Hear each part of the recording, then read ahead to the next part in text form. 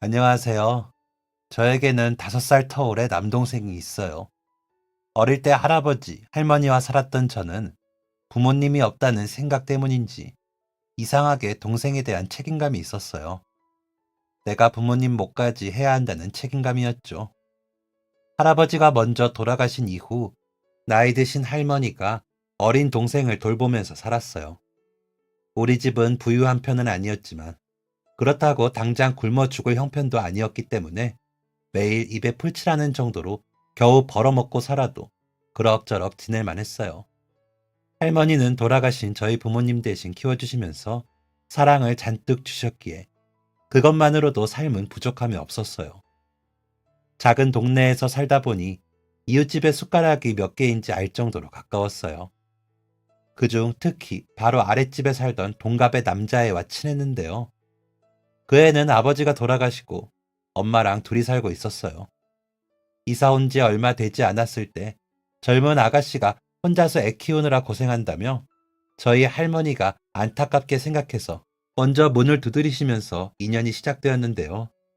할머니가 반찬이나 먹을 것들을 이것저것 챙겨줄 때마다 어머니도 항상 빈 그릇으로 돌려보내는 건 예의가 아니라고 배웠다며 맛있는 음식을 담아 우리 집으로 보내주셨어요. 그럴 때마다 항상 그 집 아들과 함께 올라오셨는데 그러다 보니 자연스럽게 친해질 수밖에 없었죠. 그 집 어머니가 일 때문에 저녁 늦게 돌아올 때면 그 친구는 우리 집에서 밥도 같이 먹고 신나게 놀다가 자고 가는 일도 있었어요. 그러면 다음 날도 학교도 같이 가고 어차피 같은 건물에 사니까 돌아오는 길 하교도 같이 했죠. 이렇게 이야기하고 보니 정말 오랜 시간을 둘이 붙어 지냈구나 싶네요. 그 친구는 원래 굉장히 내성적이고 소심했어요. 처음 저랑 만났을 때도 제대로 인사도 하지 못하고 자기 엄마 다리 뒤에 숨어서는 몸을 베베 꼬고 있었거든요. 저는 남동생이 있어서 그런지 왠지 그 애를 처음 봤을 때 모성 본능 같은 게 느껴지더라고요. 체구도 조그맣고 수줍어서 말도 잘 못하는 모습을 보니 잘 챙겨주고 싶었어요. 저는 그렇게 생각을 했는데 그 애는 그래도 나름 자기가 형이라고 제 동생을 잘 챙기더라고요.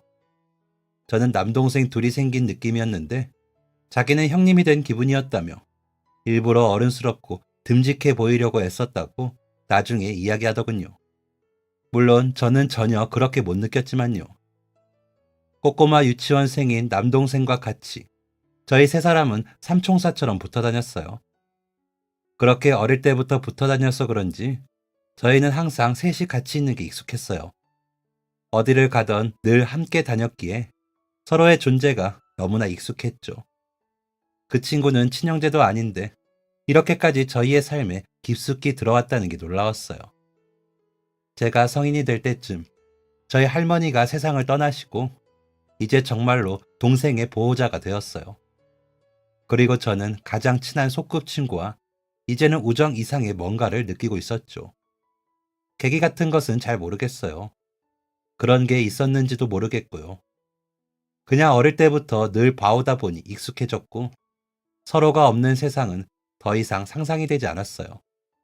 우리는 서로의 곁에 있는 게 언제부터인가 당연하게 느껴졌는데 그러다 보니 자연스럽게 우리가 함께할 방법을 찾게 되었던 것 같아요. 저희가 사는 동네는 공장 단지였는데 그러다 보니 자연스럽게 그곳 중 하나에서 일을 하게 되었어요. 남편 역시 저랑 같은 곳은 아니었지만 공장을 다니면서 돈을 벌기 시작했고요. 참 웃긴 게 프러포즈 같은 것도 없었어요. 저도 남편도 결혼을 하자는 이야기는 하지 않았거든요. 물론 연애하자는 이야기도 하지 않았지만요. 그래도 우리는 희한하게 결혼을 위해서 서로 돈을 모으기 시작했어요. 얼마나 돈을 모을까? 집은 어디로 할까? 어머니와 남동생은 어떻게 할까 등등 프러포즈 하나 없이 이런 이야기들을 계속 주고받았거든요. 남동생은 머리가 좀 똘똘했는데 그래서 동네에서 좀 유명한 공고에 입학해서 기술을 배우고 있었어요. 나중에 대학도 가고 기술자가 되겠다고 열심히더라고요. 저랑 남편은 그 당시 월급을 차곡차곡 모아 한 3년 정도 뒤에 결혼을 하는 것을 목표로 하고 있었어요. 저희 두 사람 다 결혼하면 바로 아이를 갖고 싶었기에 전혀 없는 살림에서 시작하고 싶진 않았거든요. 주변에서는 결혼부터 하고 돈을 모으면 된다는 분들도 있었지만 남편이랑 저 둘 다 굉장히 계획적인 사람이다 보니 무작정 식부터 올리는 게 오히려 어려웠어요. 워낙 꼼꼼한 성격인데다 조심성도 많아서 돌다리도 몇 번을 두드리고 건너는 편이었거든요. 또 남편과 저에게는 작은 소망이 있었어요. 언제까지 공장에서 교대 근무를 하면서 지낼 순 없으니 돈을 모아 저희가 직접 운영하는 가게를 차리고 싶었어요. 큰 돈을 벌겠다는 꿈은 아니었고 그저 제 가족이 부족함 없이 꾸준히 수입을 얻을 수 있는 정도의 규모로요. 그리고 거기서 약간 더 욕심을 내서 낡아도 조금 넓은 주택에 들어가거나 빌라에 가고 싶었어요. 과한 욕심일 수 있지만 남동생이랑 어머니를 함께 모시고 살고 싶었거든요. 두 사람 다 저희에게는 아픈 손가락 같아서 저희가 결혼한다고 남을 나라 살 수 없었어요. 남편은 어릴 때부터 자신을 혼자 키워온 어머니를 모시고 살고 싶어 했고 저 역시 그게 맞다고 생각했어요. 젊은 시절부터 어머니 혼자 고생하시면서 남편을 키워주셨는데 노년에는 조금 더 편안하게 모시고 싶은 마음도 있었고요. 어릴 때부터 봐서 그런지 저에게는 시어머니보다는 친근한 이모 같은 느낌이 더 강했거든요. 간혹 어떻게 시어머니를 모시고 살 생각을 해? 그것도 신혼부터? 하는 분들도 계시는데 저희는 어릴 때부터 서로의 집을 오가며 살았기에 특별하거나 이상할 게 없었어요. 남동생이 역시 마찬가지였어요. 어린 남동생은 제가 결혼한다고 독립시키는 것도 마음이 편하지 않았고 남자애 혼자 살면서 밥은 잘 해먹을 수 있나 싶은 걱정도 들고 혼자 살면서 집세에 공과금에 생활비까지 내다보면 돈 모으기 더 어렵지 않을까 싶기도 했죠. 그래도 장가갈 때 보증금이라도 모아서 가려면 제가 데리고 있으면서 생활비라도 줄여주는 게 맞는 것 같았어요. 이렇게 거창한 계획을 하고 있다 보니 남편과의 결혼은 아주 오래 준비할 수밖에 없었어요. 동네에서 함께 나고 자랐으니 서로의 마음을 알게 되자마자 결혼식을 올릴 것 같았지만 저희에게는 당장 그럴 수 없는 계획이 있었거든요. 하지만 그렇다고 마음이 여유로운 것은 아니었어요. 같이 살고 싶은 마음은 물론 함께 꿈을 이루고 싶은 마음도 컸기에 가능하면 미래를 하루라도 빨리 앞당기고 싶었거든요. 그래서 특근도 열심히 하고 주말이며 공휴일, 야간 근무도 마다하지 않고 뛰어다녔어요. 물론 그 와중에 예상치 못한 변수도 있었어요. 어머님이 일을 하시다가 크게 다쳐 병원에 입원을 하게 되었거든요. 병원비에 수술비, 그리고 재활을 받아야 해서 치료비까지 들어가고 나니 저희 통장이 갑자기 횡하니 비었어요. 물론 어머니께서 그동안 모은 돈으로 병원비를 보태긴 하셨지만 그 일로 거의 반년 이상 일을 나가지 못하셨어요. 그래도 오히려 아픈 시기에 서로 돕고 함께 하면서 우리 가족의 사이는 더욱 돈독해졌어요. 한 푼 두 푼 서로 보태서 치료를 받고 아픈 어머니를 간호하고 요양을 도와드리면서 이전보다 훨씬 끈끈한 사이가 되었죠. 그리고 원래의 계획보다는 조금 늦어지긴 했지만 마침내 저희는 목표했던 고지를 눈앞에 두고 있었어요. 남편이 공장에서 관리자 역할을 맡게 되면서 월급이 올라 다행히 더 빠르게 부족했던 돈을 메꿀 수 있었거든요. 그렇게 열심히 돈을 모아서 저희는 원하는 집은 전세로 얻을 수 있는 정도가 되었어요. 결혼식을 올리고 싶던 식장, 전셋집을 구할 수 있는 예산에 제주도로 신혼여행을 갈 수 있는 비용까지 모든 준비가 완벽했어요. 결혼을 결심하고 거의 5, 6년을 넘게 고생을 해서 드디어 이 돈을 마련할 수 있었구나 생각하니 감회가 새로웠어요. 우리가 정말 할 수 있을까 하며 고민하고 무너지게 되는 순간도 있었는데 그래도 함께라서 금방 극복할 수 있었던 것 같아요. 이제 슬슬 결혼 날짜를 잡아보자 이야기가 나왔어요. 어머니는 잘 아는 절에서 날짜 몇 개를 받아오겠다고 하셨죠. 그런데 어느 날 남동생이 진지하게 할 이야기가 있다며 저희를 불렀어요.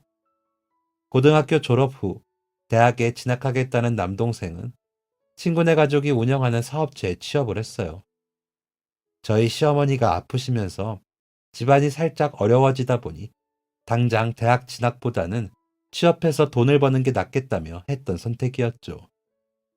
또 기술직에서는 대학 졸업보다 현장 경험이 더 중요하다면서 마침 친구네 삼촌이 운영하던 회사에서 굉장히 좋은 급여를 제안해서 일을 시작했었죠. 이제까지 저희에게 이렇게 진지하게 이야기할 게 있다고 한 적은 없었기에 덜컥 겁이 나기도 했어요. 어디서 사고라도 쳤나, 혹은 크게 아픈 곳이라도 생겼나 걱정이었죠. 남편은 겸사겸사 오랜만에 밖에서 저녁이나 먹자고 했고, 저희 셋은 동네 근처의 삼겹살집으로 갔어요. 무거운 얼굴로 식사를 하고 있는 남동생을 보고 남편이 먼저 이야기를 꺼내더라고요. 처남, 고민 있으면 편하게 이야기해. 그게 괜찮아. 우리가 어디 뭐 하루 이틀 본 사이인가? 아직 식은 안 올렸어도 어릴 때부터 동고동락한 가족이잖아. 나랑 처남도 형제나 다름없는데 고민 있거나 어려운 게 있으면 서로 터놓고 이야기하고 도와야 하지 않겠어? 그러니까 마음 편하게 이야기해봐. 사실 저 사업을 시작하려는데 돈이 조금 모자라. 매형이나 누나가 좀 도와줄 수 있을까? 사업? 무슨 사업?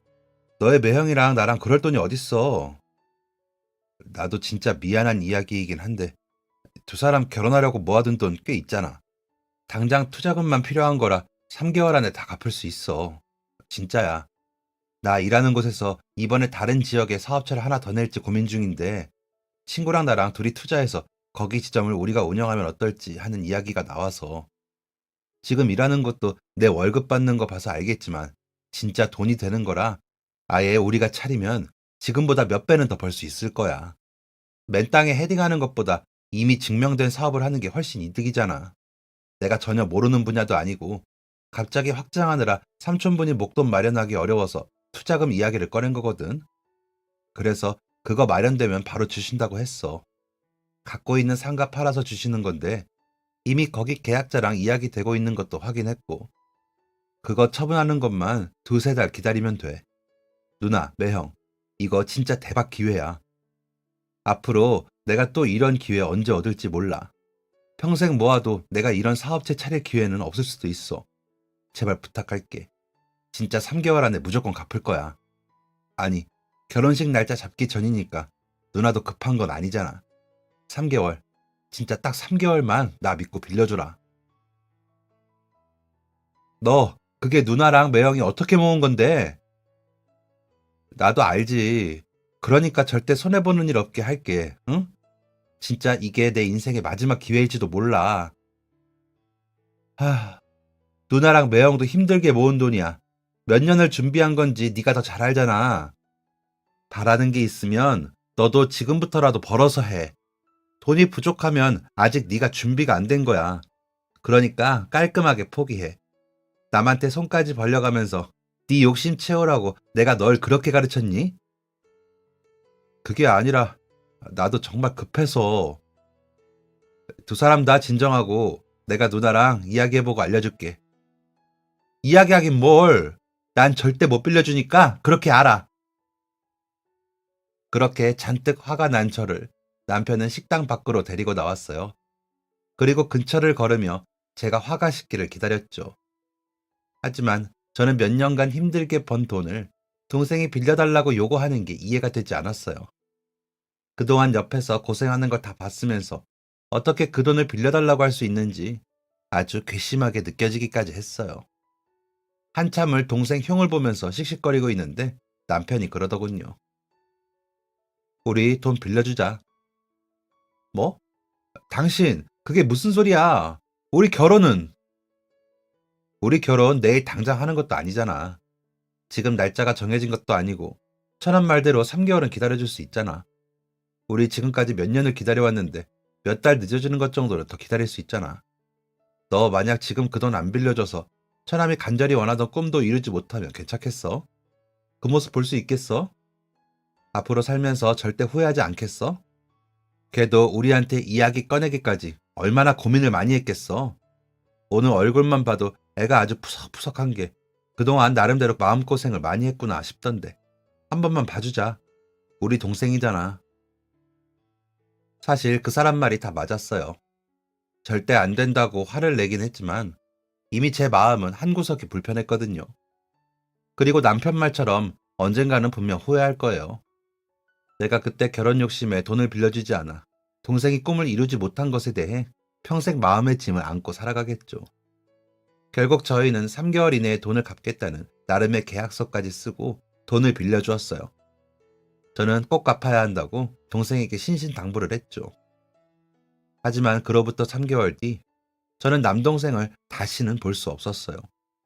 사업 때문에 다른 지역으로 떠난 남동생은 2달째부터 서서히 연락이 줄어들기 시작하더니 약속한 3개월째에는 거의 소식이 없었어요. 처음에는 일이 바빠서 그런가 했는데 약속된 3개월이 지나고 4개월 차에는 아예 연락이 두절되었죠. 누나의 감인지 필시 무언가 잘못되었다는 느낌이 왔어요. 그래서 이전에 남동생이 알려준 주소지로 찾아가 봤는데 거기에는 아무것도 없더군요. 책상 몇 개와 전화기 몇 대, 그리고 먼지가 쌓인 사무실에는 아무도 없었어요. 그래서 남동생이 친구랑 산다는 자취방으로 가봤는데 급하게 떠난 것인지 짐들도 몇 개 그대로 남아 있었고 몇 주간 사람이 살았던 흔적도 없었죠. 얼굴이 파랗게 질려서 나오는데 집 주인인 듯한 아주머니를 마주쳤어요. 아이고, 그쪽도 여기 총각들 찾아온 거야? 네? 여기 사는 남자애 아세요? 아휴, 저기 총각들이 무슨 사업인가 뭔가 한다더니 그게 순삭이었는지 밤사이에 도망갔더라고. 어차피 달방이라 지난달 방세는 받기는 했는데 돈 빌려줬다는 사람 몇이 종종 찾아오더라고. 그래서 아가씨도 저 총각들한테 돈 빌려준 사람인가 했지. 몇 주 전에는 아주 난리였어. 저기 총각들끼리 큰소리 치면서 싸워서 경찰도 다녀갔다니까. 맥이 탁 풀리는 것 같았어요. 도망. 그 두 글자만 머리에 계속 올렸어요. 다른 사람도 아니고 믿었던 내 남동생이 돈 때문에 연락을 끊고 도망을 가다니 믿을 수가 없었죠. 이런 이야기는 드라마에서나 나오는 줄 알았는데 사기는 모르는 사람이 치는 건 줄만 알았는데 어떻게 제 남동생이 이럴 수 있는지 서럽고 억울했어요. 당장 그 큰 돈은 어떻게 다시 모으나 남편에게는 시어머니에게는 이 이야기를 어떻게 하나 눈물만 계속 나더라고요. 그렇게 울면서 씩씩거리면서 어떻게 집에 왔는지도 모르겠어요. 화가 잔뜩 난 채 눈물로 화장은 다 번져서 집으로 돌아왔는데 남편이 찾아왔더라고요. 동생은 잘 만나고 왔냐고 물어보렸다. 제 얼굴을 보더니 무슨 일이 있구나 눈치챘어요. 다른 질문을 하기도 전에 먼저 저를 안아주면서 다 괜찮다고 그러더라고요. 그 상황에서 무슨 일이냐며 동생은 어떻게 됐냐고 우리 돈은 어떻게 됐냐고 먼저 물어볼 수도 있는데 그 사람은 먼저 저를 안아주면서 제 등을 두드려 주었어요. 다 괜찮다는 그 말이 이 상황을 해결해 주는 것도 아닌데 저도 모르게 잠시 마음이 안심됐어요. 그렇게 한참을 울고 나서 저는 오늘 있었던 일을 남편에게 이야기했어요. 우리 이제 큰일 났어. 어떻게 하면 좋아? 그게 얼마나 열심히 번 돈인데. 경찰에 신고하자. 경찰에 신고하면 지금 어디 있는지 정도는 알 수 있겠지. 이야기하면서 저는 다시 화가 나서 씩씩거렸어요. 그리고 나가려고 겉옷을 챙기면서 지금 당장 경찰에 신고하자고 말했죠. 동생이고 뭐고 일단 제 돈을 들고 도망쳤으니 이건 경찰의 도움을 받아야 할 일이라고 생각했어요. 차라리 이번 기회에 잡아서 단단히 혼을 내야겠다는 생각도 들었죠. 그러자 남편은 잠시 생각하더니 제 손을 조용히 잡았어요. 돈은 다시 벌면 되지. 원래 돈이라는 게 그렇잖아. 있을 때도 있고 없을 때도 있는 거지. 나는 처남이 나쁜 마음으로 도망쳤을 거라고 생각하지 않아. 분명 우리한테 말하기 힘든 이유가 있었을 거야. 그러니까 조금만 기다려보자. 지금 가장 마음이 괴로운 건 처남일지도 몰라. 우리에게는 서로가 있잖아. 돈은 다시 벌면 돼. 오히려 처남 덕분에 알게 되었네. 우리 결혼해서 중요한 건 돈이 아니라 당신과 내가 함께 하는 거라는 거. 그 후로도 한참을 잡히면 가만두지 않겠다고 화를 내는 저를 남편은 몇 번 말렸어요. 저희는 결국 원하던 예식장에서 결혼도 하지 못했고 신혼여행도 제주도로 가지 못했어요. 이사하고 싶던 집도 얻지 못했죠. 그나마 어머니께서 그동안 자신이 모은 돈을 빌려주신 덕분에 월세방을 얻을 보증금을 낼 수 있었어요. 그냥 흰 원피스에 정장을 입고 동네 사진관에서 찍은 저의 결혼 사진에 어머님 도움으로 겨우 반지하는 면할 수 있게 된 신혼집까지. 이 모든 게 남동생 때문인 것만 같아 억울했지만 착한 남편 덕분에 과거는 뒤로 하고 미래만 생각하기로 했어요. 그 후로 저희는 다시 열심히 돈을 모았어요. 둘 다 워낙 알뜰한 성격이라 돈을 모으는 것은 어렵지 않았어요. 저희 둘 다 크게 돈을 낭비하는 것도 없고 소비라고는 식비나 월세 등 생활비가 전부였어요. 그렇게 이 악물고 돈을 모았어요. 결혼식도 신혼집도 우리 계획과 다르게 흘러갔지만 그래도 아직 저희의 소중한 꿈이 남아 있었거든요. 그렇게 10년을 꼬박 열심히 일을 하고 악착같이 모아서 저희는 마침내 식당 하나를 차렸어요. 남편과 제가 20대 때부터 오랫동안 꿈꿔온 것이었죠.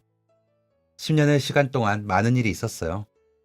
시어머니께서 먼저 세상을 떠나시고 저희에게는 소중한 아기 천사가 찾아왔어요.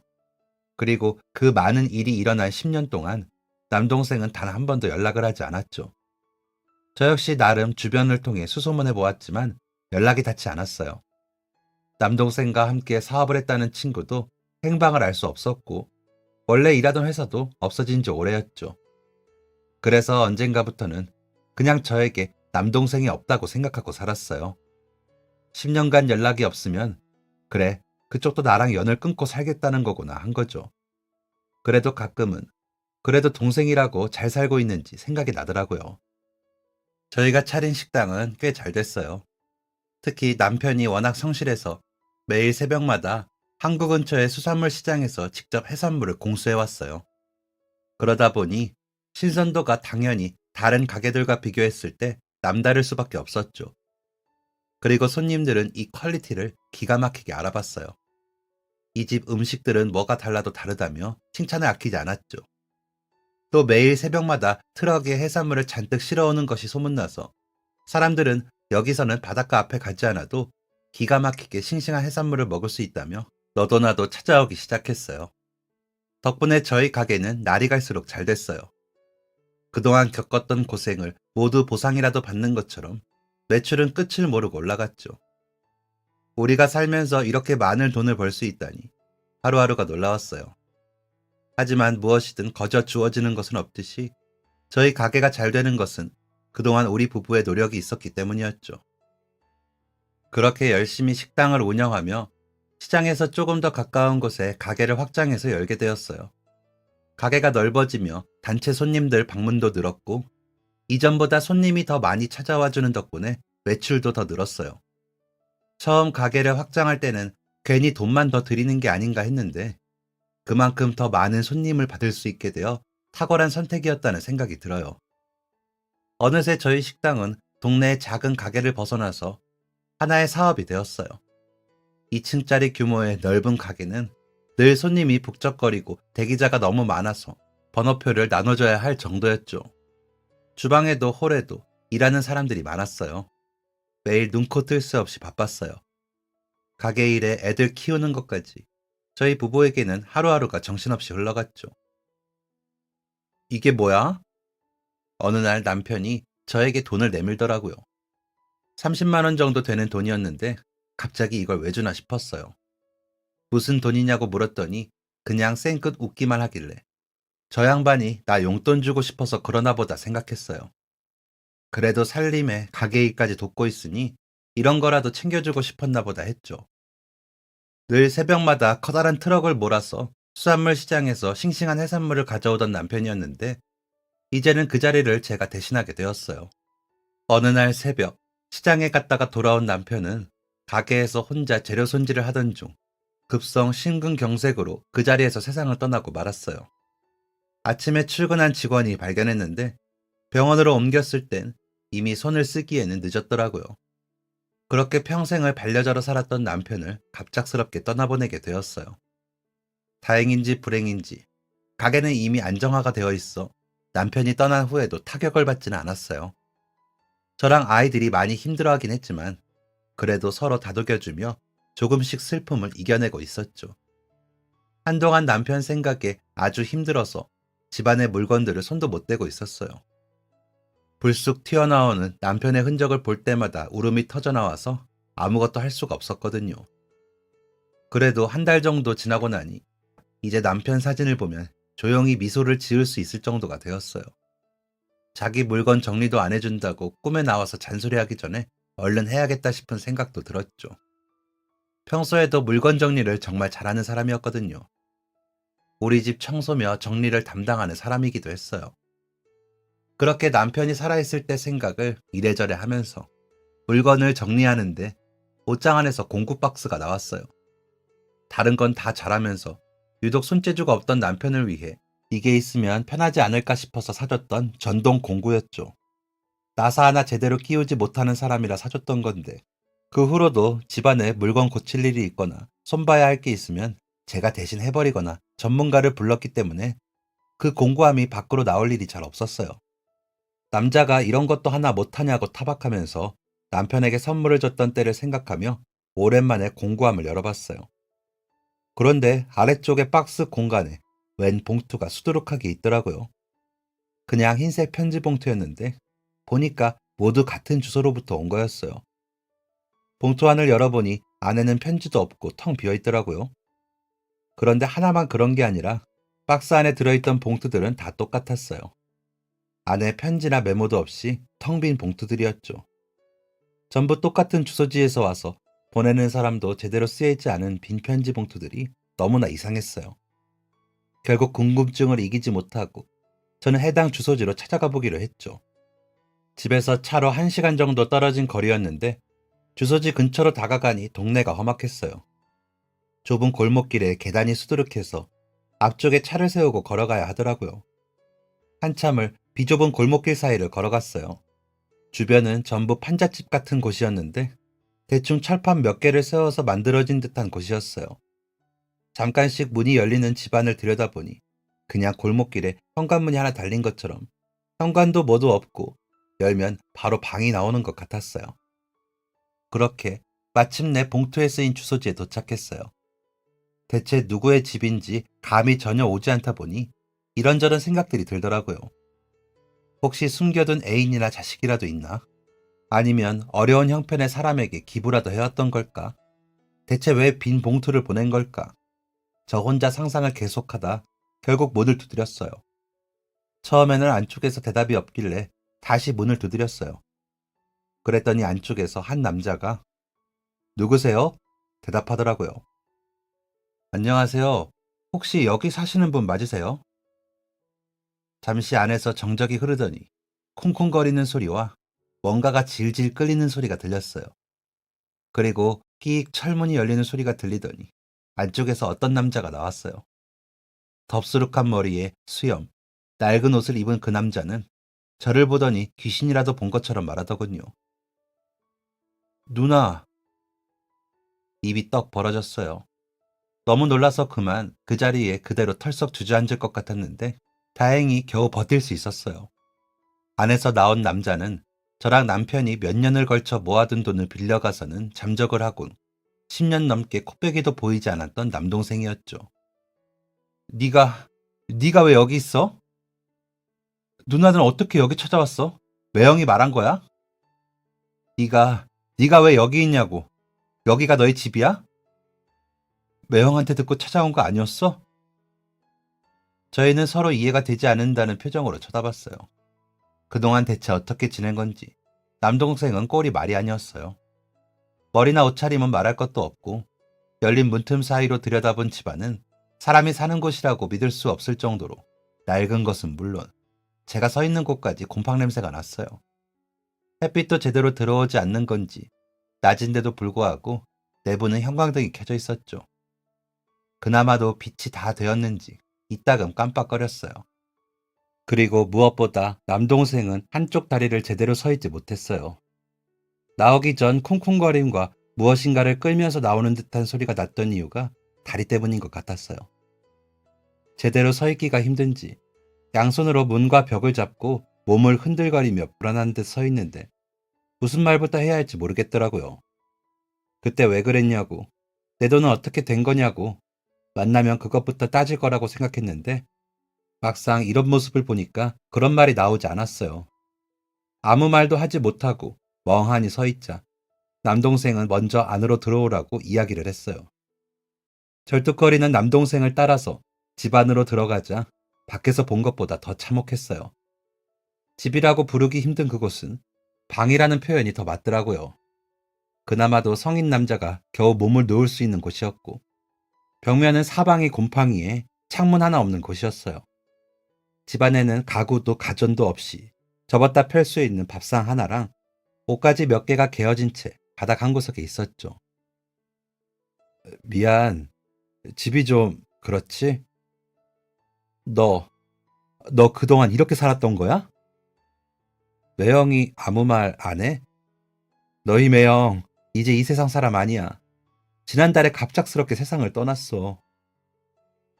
남동생은 제 말을 듣더니 큰 충격을 받은 듯 그대로 엎드려 고개를 숙였어요.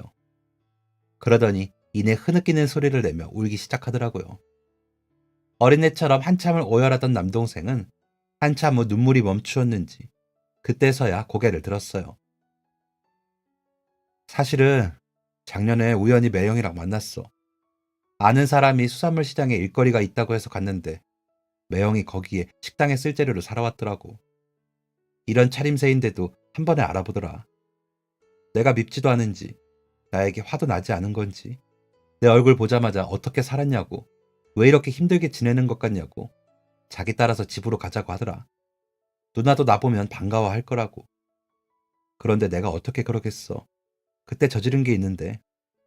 누나랑 매형이 그때 나한테 빌려준 돈 얼마나 힘들게 모았던 건지 다 아는데 그렇게 중요한 돈을 들고 가서는 갚지도 못하고. 나도 알아, 내가 얼마나 못난 짓을 했는지. 그래서 차마 면목이 없더라. 매형 얼굴 본 면목도 없고 누나 만날 생각은 더더욱 못했지. 그래서 안 된다고 했어. 나는 못 돌아간다고. 적어도 이렇게는 안 된다고. 그랬더니 매형이 간절하게 말하더라고. 누나가 티는 안 내도 많이 보고 싶어 한다고. 조카들도 태어났는데 한 번도 못 보지 않았냐면서. 마음이 많이 흔들렸는데 그 상태로 가봤자 누나한테 매형한테 또 민폐잖아. 그래서 그때 내가 빌렸던 돈 그거 다 갚으면 가겠다고 했어. 그래야지 내 마음이 조금이라도 편할 것 같다고. 그나마 그때는 누나 얼굴 볼 용기 날 것 같다고. 그래서 그때 매형한테 누나네 가게 주소 받아서 매달 돈을 보냈어.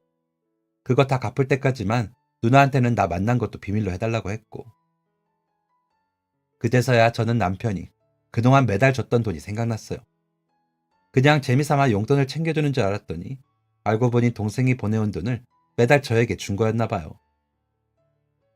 그동안은 대체 어떻게 된 거야? 그때 사업은 또 어떻게 된 거고? 그때 사업한다고 누나가 빌려준 돈에 내가 그동안 모았던 것까지 다 털어넣었는데 알고 보니 사기였더라. 그 삼촌이라는 사람, 회사는 마이너스에 경영 위기였는데 새로 지점낸다고 거짓말하고 사람들한테 투자받아서 그 돈 가지고 도망쳤더라고. 같이 일했던 친구도 전혀 모르는 이야기였고 삼촌 지인이라는 사람들 다 찾아다니면서 수소문했는데 결국 흔적도 못 찾았어. 자기 소유라서 계약전이라는 그 건물도 알고 보니 회사 사정 어려워서 몇 달 전에 이미 팔아치운 지 오래였고 그냥 전부 거짓말이었더라. 친구한테 화도 내보고 그 집 찾아가서 난리도 쳐봤는데 뭐 어쩌겠어. 그 친구도 부모님이 집까지 담보로 돈 털어 넣었던 거라 나만큼 안 좋은 상황이었는데 걔한테 갚으라고 할 수도 없는 노릇이었어. 그러면 안 되는 거 알지만 용기가 안 나더라. 누나랑 매형한테 솔직하게 털어놓고 사과해야 한다고 생각했는데 정말 용기가 나지 않았어. 차마 누나 얼굴 볼 자신이 없어서 이 돈 갚게 되면 그때 돌아가야지 하면서 그 후로 건설 현장 돌아다니면서 일했어. 근데 그때 사업할 때 내 이름이 올라가 있어서 종종 그 삼촌 찾으러 날 찾아오는 사람이 있더라고. 그 사람들 피해서 여기저기 옮겨 다니다 보니 한 곳에 진득하게 붙어서 일할 수도 없었고 그렇게 생활하다 보니까 사람 사는 게 아니었지. 술독에 빠져서 다 포기하고 싶을 때도 있었고, 이렇게 사는 게 의미가 있나 싶기도 했어. 그렇게 거의 다 포기하고 지낼 때쯤에 매형을 만나게 된 거야. 매형을 보니까 정신이 번쩍 들더라고. 그때라도 늦지 않았다고. 다시 일해서 누나 돈 다 갚고 용서를 구해야겠다고 생각했지. 그렇게 매달 가게로 돈을 보냈는데 몇 달 전에 건설일 하다가 다리를 크게 다쳤어. 그동안 모아둔 돈을 보내기는 했는데 금액은 점점 줄었지. 그래서 이상하게 생각했는지 매형이 찾아왔더라고. 내가 돈 갚는다고 전기세도 안 내고 밥도 하루에 라면 한 개로 삼시세끼 다 먹던 중이라 그때는 더더욱 꼴이 말이 아니었거든. 그걸 보더니 매형이 막 울더라. 왜 말 안 했냐고. 아프고 다치면 가족들한테 말해야지. 우리가 좋을 때만 가족이냐고. 그러더니 다리 나을 때까지만 도움받으라면서 오히려 매달 나한테 돈을 줬어. 한동안 연락이 없어서 그냥 바쁜가 보다 했는데 그런 일이 있었구나. 매형 마지막 가는 길도 못 봤네. 마음이 복잡해졌어요. 오랫동안 미워했던 동생이었는데 막상 지금의 모습을 보니 안타까운 생각이 들더라고요. 그리고 동생의 이야기를 들어보니 본인의 잘못도 아니었고 제 나름대로는 바로잡기 위해서 노력을 했는데 일이 잘 풀리지 않았던 거죠. 그냥 운이 없었던 거예요. 그리고 그동안 이렇게 힘들게 살아왔을 걸 생각하니 이미 벌은 받을 만큼 받지 않았나 싶기도 했고요. 나랑 같이 가자. 어디를? 어디긴 어디야, 우리 집이지. 너 이렇게 사는 거 알게 된 이상 그냥은 못 봐. 다른 소리 말고 나랑 같이 가자. 누나, 내가 어떻게 그래? 무슨 면목으로 그 집에 들어가? 그래, 맞다. 너 면목 없는 거. 감히 나한테 신세질 생각도 하면 안 되는 거. 그래도 우리는 가족이잖니. 너랑 나, 이 세상에 남은 유일한 형제잖아. 그리고 이 정도면 너도 아주 힘들었어. 벌은 이미 충분히 받을 만큼 받은 것 같다. 네 마음은 또 얼마나 힘들었겠니? 그러니까 이제 집으로 돌아가자. 너희 매형도 그걸 가장 바랄 거야. 저는 남동생을 용서했어요. 오랜 시간이 걸렸지만 마침내 그 애를 용서할 수 있었죠. 사실 어느 순간부터는 동생을 용서할 준비를 계속하고 있었던 것 같아요. 처음에는 그렇게 미웠던 동생이었지만 몇 년 전부터는 어떻게 지냈는지 종종 생각나기도 하고 부디 어디서든 건강했으면 좋겠다고 바랬거든요. 미웠던 마음이 잔뜩 누그러진 지금 우리가 다시 만나게 된 것은 어쩌면 운명일지도 모른다는 생각이 들었어요. 이제 미움도 화도 다 떠나보내고 다시 가족으로서 잘 지내보라는 뜻일지도 모른다고요. 어쩌면 남편이 세상을 떠나며 마지막으로 저희에게 주고 싶었던 선물일지도요. 그런 생각을 했는데 남편의 마지막 선물은 따로 있었어요. 집에 와서 마저 정리하기 위해서 봉투를 꺼냈던 공구함을 정리했어요. 들어있던 봉투들을 모두 꺼냈는데 가장 아래쪽에 웬 통장 하나가 나오더라고요. 이건 또 뭔가 싶어서 통장을 열어보니 거기에는 동생 이름이 쓰여 있었어요. 적금 통장인지 매달 남편의 이름으로 입금된 흔적이 있더라고요. 다음날 바로 통장을 조회해보니 거기에는 최근까지도 남편이 입금한 내용이 있었어요. 날짜를 확인해보니 동생이 힘든 일을 하다가 다리를 다친 것을 보고 시작한 것 같더군요. 아마 현장 일을 하면서 몸이 상하는 동생을 걱정해서 뭐라도 해주고 싶어서 만든 것 같았어요. 저는 남동생에게 그 통장을 보여주었어요. 너희 매형이 너를 위해서 돈을 모으려고 했나 봐. 아니, 대체 내가 뭐가 예쁘다고? 왜 이렇게까지? 어릴 때부터 그랬잖아. 친형도 아니면서 맨날 너 챙기고 가끔은 누나인 나보다 더 너를 아꼈잖니. 너한테 그 돈 빌려주자고 했던 것도 너희 매형이었어. 네가 연락 끊고 나서 나는 경찰에 신고하자고 난리를 치며 화를 냈는데 너희 매형이 말렸거든. 너한테 사정이 있을 거라고. 네가 이유 없이 그럴 애는 아니라면서 누나인 내가 더 잘 알지 않냐고 그러더라. 그 일 이후로 내가 화를 날 때마다 너희 매형은 항상 은근히 네 편을 들더라고. 분명 어딘가에서 그 돈 갚으려고 애쓰고 있을 거라고. 그래서 시간이 걸리는 걸 거라고. 나한테 대놓고 티내진 않아도 항상 어딘가에서 네가 우리 가족한테 돌아오기 위해서 애쓰고 있을 거라고 생각했거든. 어쩌면 너랑 이렇게 다시 만날 수 있도록 해준 것도 네 매형의 뜻이 아닐지 싶다.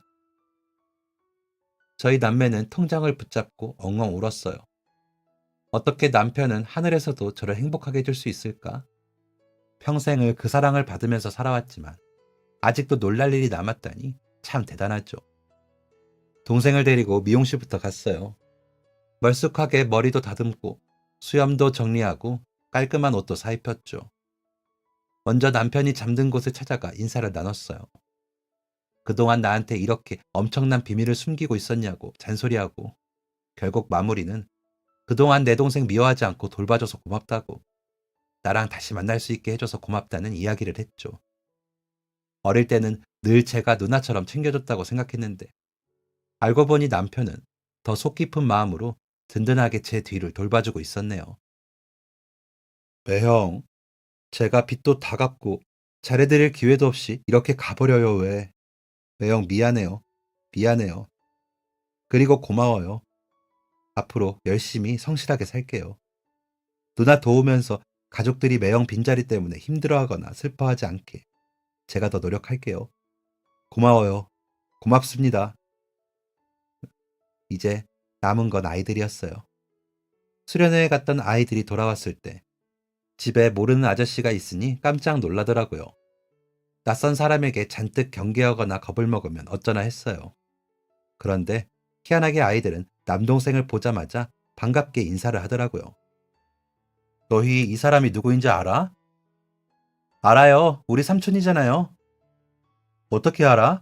한 번도 본 적 없잖아. 아빠가 가족 사진 보여줄 때 맨날 보여줬어요. 이 사람이 너희 삼촌이라고. 그리고 돌아가시기 전에 그랬어요. 이제 삼촌이랑 곧 만날 수도 있다고요. 얼굴에 주름이 더 많기는 하지만 아빠가 보여줬던 사진이랑 똑같이 생겼어요. 그래, 그래, 그랬구나. 그래, 맞아. 내가 너희 삼촌이야. 너희 아빠한테 이야기 듣고 정말 많이 보고 싶었단다. 그렇게 제 가족은 마침내 자기 자리를 찾았어요. 아이들은 아빠에게 이야기로만 들었던 삼촌을 실제로 만나게 되어서 무척이나 좋아했고, 저는 새벽마다 같이 시장에 갈 사람이 생겼어요. 저는 새벽마다 동생과 같이 시장에 가고 다녀와서 재료를 손질하고 식당을 운영하면서 필요한 것들을 차근차근 알려주었어요. 다친 다리도 시내의 큰 병원에서 다시 치료를 시작했고요. 그리고 남편이 동생의 이름으로 돈을 모으고 있던 통장에 이제는 제가 이어서 적금하고 있는데요. 열심히 모아서 언젠가 동생이 저희 식당에 2호점을 낼 때 보태줄 생각이에요. 이번에는 실수하지 않게 제가 철저히 꼼꼼하게 잘 가르쳐서 사업을 시켜줄 계획이랍니다. 가족이라는 게 그래요. 돈을 들고 사라졌을 때는 아주 괘씸하고 죽어도 용서 안 하겠다고 생각했지만 시간이 지나자 결국 용서하게 되더라고요. 우리 가족 이제는 더 행복했으면 좋겠습니다. 이야기 들어주신 모든 분들 가정에 행복이 가득하길 바라겠습니다. 지금까지 사연 들어주셔서 감사합니다. 사연이 재밌으셨다면 구독과 좋아요를 눌러주세요. 감사합니다. 안녕히 계세요.